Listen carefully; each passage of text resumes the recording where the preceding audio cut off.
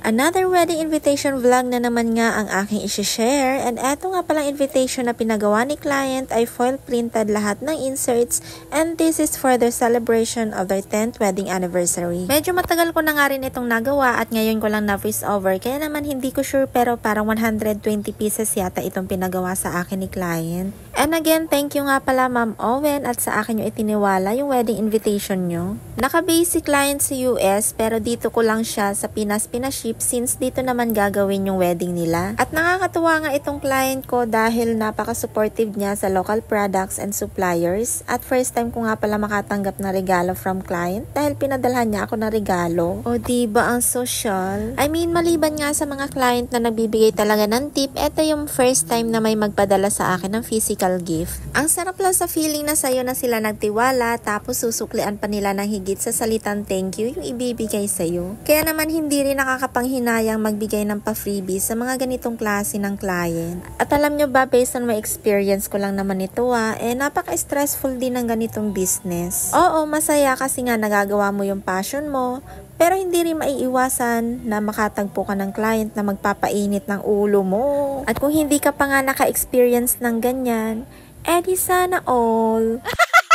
Pero kung isa ka sa na-stress sa pagpiprinting business, i-comment nyo nga yung mga nagpapa-stress sa inyo. Pero dahil nga ginagawa natin pangkabuhayan itong passion natin, dapat kalma ka lang girl, lilipas din yan. And by the way, share ko nga lang kasi ichinismis din sa akin ni client na ang host nga pala na kinuha niya for their event ay sina Cha and Dance. Ang galing lang kasi bigating influencer na to at sino ba naman akong small content creator at ginawa nga rin niya akong supplier ng event nila. Kaya super thank you Ma'am Owen for making me a part of your big celebration. So eto na nga isa itong pa-freebie ko kay client, itong magnetic hardbound box. Etong mga naunang box nga na ginawa ko is ginamitan ko ng vinyl sticker at medyo nahihirapan akong gumamit nito. Kaya naman HTV na yung gagamitin ko sa mga susunod na box na gagawin ko. And by the way, tumatanggap na pala ako ng order for magnetic hardbound box. Wala pa akong price list pero kung gusto nyo nga mag-inquire ay mag-provide kayo ng exact size. Huwag po small, medium, large at extra large at baka mag-expectation versus reality tayo neto.